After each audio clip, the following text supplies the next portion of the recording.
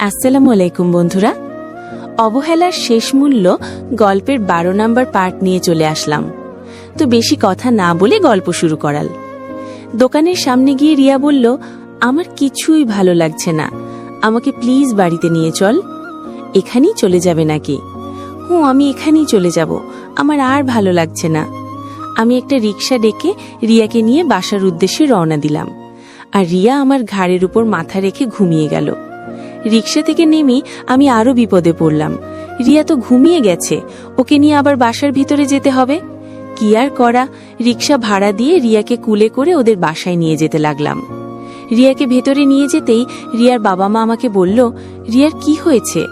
রিয়াকে বিছানার উপর রেখে আমি আঙ্কেল আন্টিকে সবকিছু বলতে লাগলাম। এসব শুনে রিয়ার বাবা খুব কষ্ট পেলেন।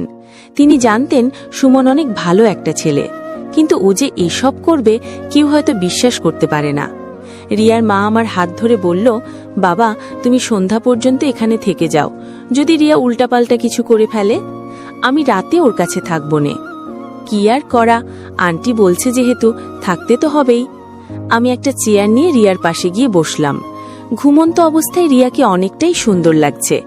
যদি আমার ভাগ্যটা এমন হতো আমার গার্লফ্রেন্ড পরি না হয়ে রিয়া হতো, তাহলে খুব ভালো হতো। আমি রিয়াকে এতটা পছন্দ করে ফেলছি যেটা বলার বাহিরে। হঠাৎ রিয়ার চাচি রুমে ঢুকে বলল, কি অবস্থা লাদেন? আপনি আসছেন? ভালো হয়েছে। এখন বল কি অবস্থা রিয়ার? আপনি যদি আমাকে এসব না বলতেন তাহলে অনেক বড় সমস্যা হয়ে যেত জানেন। আমি এসব জেনেই তো তোমাকে সবকিছু বলছি। সবকিছু ঠিকঠাক আছে আন্টি, তবে রিয়া একটু পাগলামো করছে, সেই সব ঠিক হয়ে যাবে। তবে আরেকটা কথা। আন্টি বলেন। আমি সন্ধ্যার সময় আমার সাথে দেখা করবে, তোমার সাথে কিছু গুরুত্বপূর্ণ কথা আছে। ঠিক আছে আন্টি। আন্টি চলে যাওয়ার পর আমি ফোন নিয়ে একটু গেম খেলতে লাগলাম। কিছুক্ষণ পর রবিন কল করল। ফোন রিসিভ করে বললাম, রবিন বল। সবকিছু ঠিকঠাক ছিল তো? সবকিছু ঠিকঠাক আছে, তবে রিয়া একটু পাগলামো করছে, এই জন্য আন্টি আমাকে রিয়ার পাশে থাকতে বলেছে। আমি কি আসবো নাকি? না, তার আর দরকার নেই। তরে একটা সত্যি কথা বলবো রবিন, সেই দিন বলছিলাম না একটা কথা বলবো, আজকে বলি, শোন। বল, শুনতেছি। আমি এখানে যেদিন প্রথম আসি সেই দিন রিয়াকে একবার দেখেই আমার পছন্দ হয়ে গেছে, কিন্তু আমি ওকে এসব বলতে পারি নাই। রিয়াকে আমার এতটাই পছন্দ হয়ে গেছে যে বলার বাহিরে, কিন্তু মাঝপথে পরি এসে সবকিছু গোলমাল করে দিল। এখন আর কি আর করার, পরীকে যেহেতু কথা দিয়ে ফেলছি। তুই আমাকে এই কথাটা আরো আগে বললে আমি একটা সমাধান করতে পারতাম। আর আমি মনে মনে এইটুকু অনুমান করতে পেরেছিলাম যে রিয়াকে তুই কিছুটা হলেও পছন্দ করিস। থাক, বাদ দে এখন এসব কথা। তাই ভালো। আবার পরি তো এতটাও খারাপ মেয়ে না। তুই পরীকে চোখ বন্ধ করে বিয়ে কর, আশা করি ও তরে সুখেই রাখবে। দেখি কপালে কি আছে। আচ্ছা ফোন রাখি রে। ওকে, ভালো থাকিস। ফোন রেখে কিছুক্ষণ রিয়ার দিকে এক দৃষ্টিতে তাকিয়ে আছি, আর এর মাঝে রিয়ার ঘুম ভেঙে গেল। আর ও চোখ খুলে আমাকে দেখেই শুয়া থেকে উঠে গেল। আমার দিকে তাকিয়ে বলল, লাদেন ভাইয়া তুমি এখানে?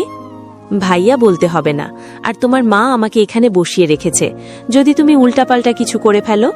তাই বলে আপনি এখানে এতক্ষণ ধরে বসে আছেন? কি আর করব, তোমাকে বসে পাহারা দিচ্ছি। এখন উঠে ফ্রেশ হয়ে কিছু খেয়ে নাও, আমাকে আবার বাসায় গিয়ে রান্না বান্না করতে হবে। আদি, রান্না করতে পারেন বুঝি? একা একলা মানুষ আমি, রান্না তো করতেই হবে নাকি? আমাকে বলতেন, আমি মাঝে মধ্যে রান্না করে দিয়ে আসতাম। ওমা, তাই বুঝি? এখনো তো মনে হয় ভাত একদিনও নিয়ে খাও নাই। রিয়া হাসি দিয়ে বলল, আপনি এসব জানলেন কিভাবে? তোমাকে দেখেই অনুমান করে ফেলেছি। আচ্ছা, আমি চলে যাওয়ার পর তুমি আবার একটা ফালতু ছেলের জন্য আমি নিজের ক্ষতি নিজেই করব কেন বলেন তো? এই না হলে কথা। তবে মনকে বুঝতে পারি না জানেন, এতদিনের ভালোবাসা আরো গোপনে গোপনে এসব করে বেড়ায়। তুমি যদি আরো আগে আমাকে তোমার বয়ফ্রেন্ড সম্পর্কে বলতে তাহলে এমন হতো না। তুমি তো বলতেই চাও না। ভাগ্য ভালো ছিল যে তোমার চাচি সবকিছু জানতো, নইলে তো কাজ হয়ে যেত। আজকে চাচি না থাকলে আমার জীবন। এখন এসব বাদ বাদ, আমি কি যেতে পারি?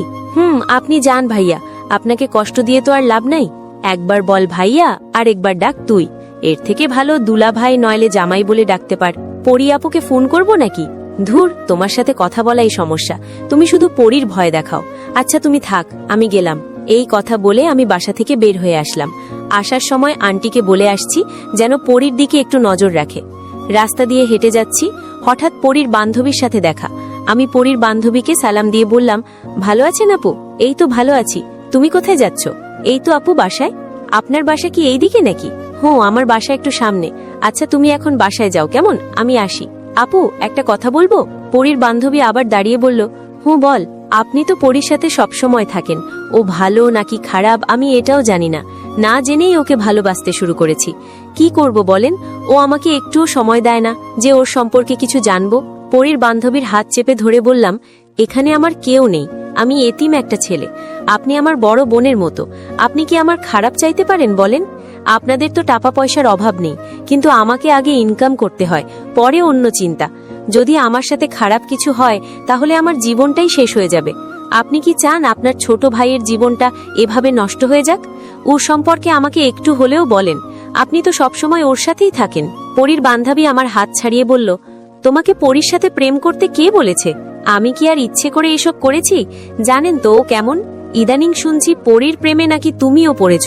কি আর করব বলেন, সবাই যেহেতু বলে ও ভালো একটা মেয়ে।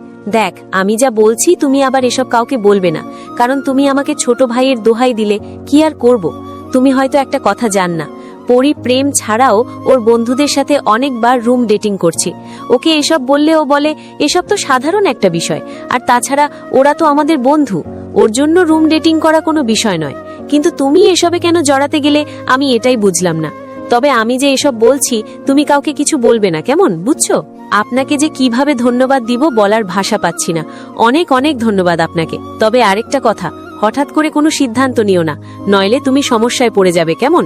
আমার সবচেয়ে বড় ভুল ওকে হ্যাঁ বলা। এখন আমি কি করব আপু বলেন? কি আর করবে, নিজের সমস্যা নিজেকে মিটাতে হবে। তবে আর একটা কথা। হুঁ আপু বলেন।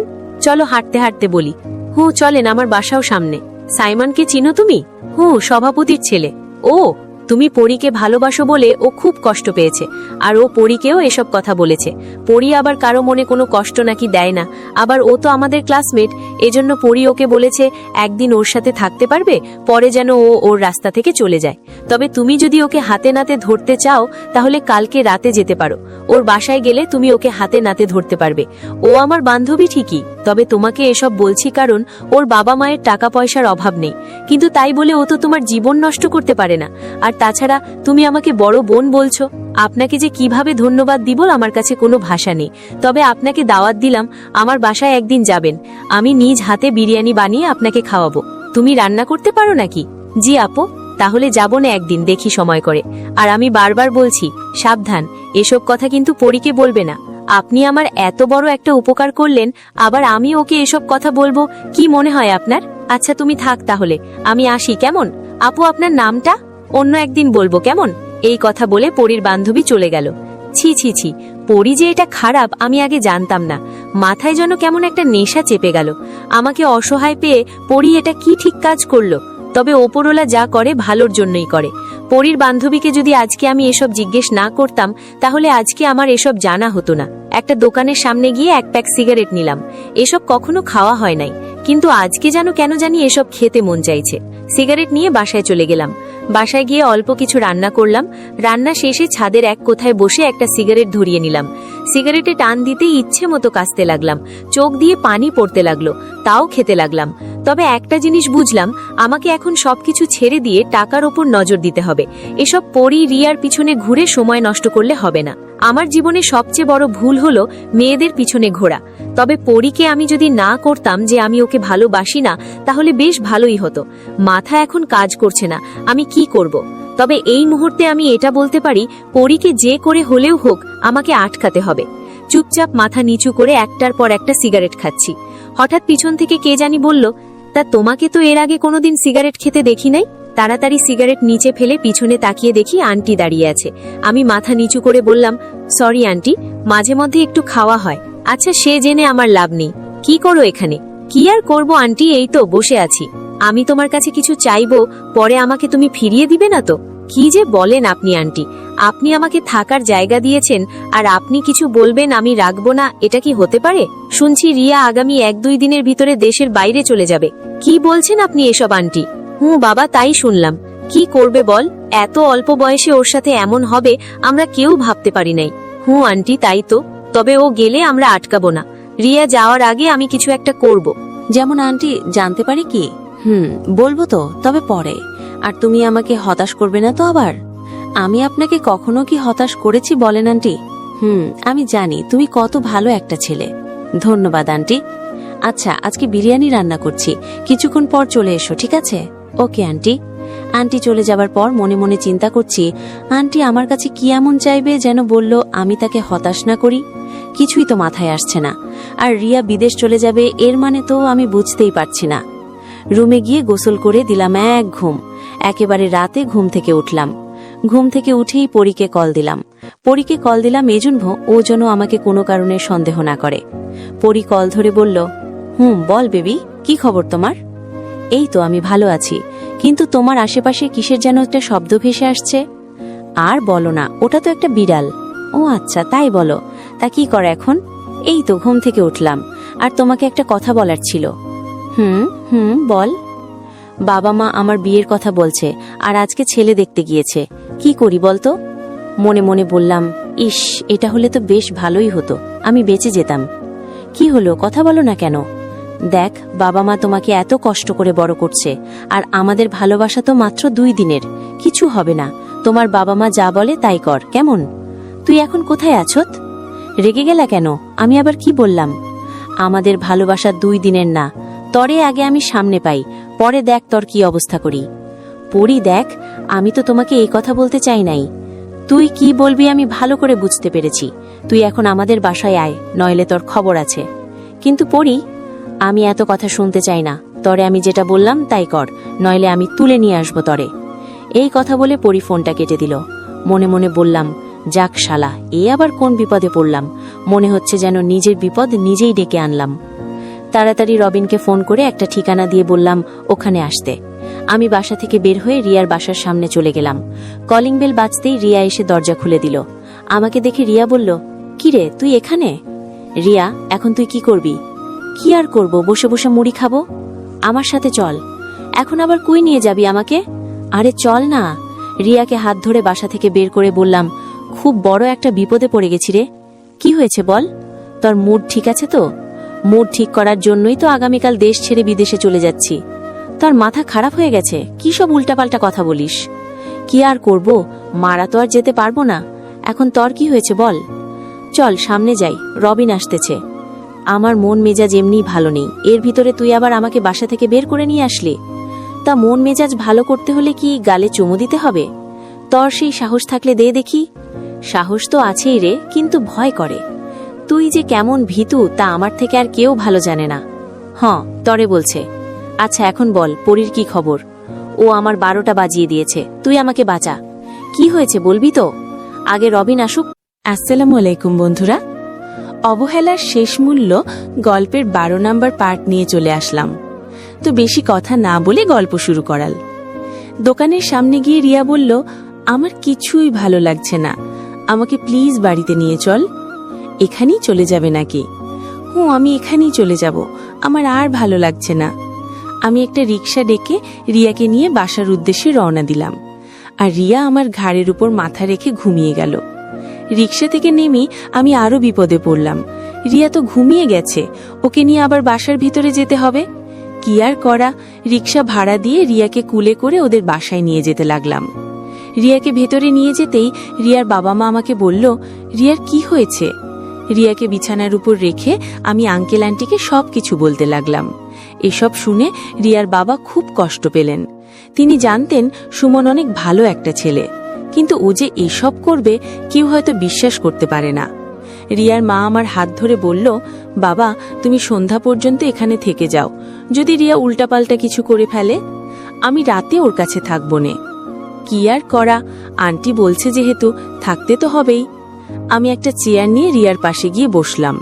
ঘুমন্ত অবস্থায় রিয়াকে অনেকটাই সুন্দর লাগছে। যদি আমার ভাগ্যটা এমন হতো আমার গার্লফ্রেন্ড পরি না হয়ে রিয়া হতো, তাহলে খুব ভালো হতো। আমি রিয়াকে এতটা পছন্দ করে ফেলছি যেটা বলার বাহিরে। হঠাৎ রিয়ার চাচি রুমে ঢুকে বলল, কি অবস্থা লাদেন? আপনি আসছেন? ভালো হয়েছে। এখন বল কি অবস্থা রিয়ার? আপনি যদি আমাকে এসব না বলতেন তাহলে অনেক বড় সমস্যা হয়ে যেত জানেন। আমি এসব জেনেই তো তোমাকে সবকিছু বলছি। সবকিছু ঠিকঠাক আছে আন্টি, তবে রিয়া একটু পাগলামো করছে। সেই সব ঠিক হয়ে যাবে। তবে আরেকটা কথা। আন্টি বলেন। আমি সন্ধ্যার সময় আমার সাথে দেখা করবে। তোমার সাথে কিছু গুরুত্বপূর্ণ কথা আছে। ঠিক আছে আন্টি।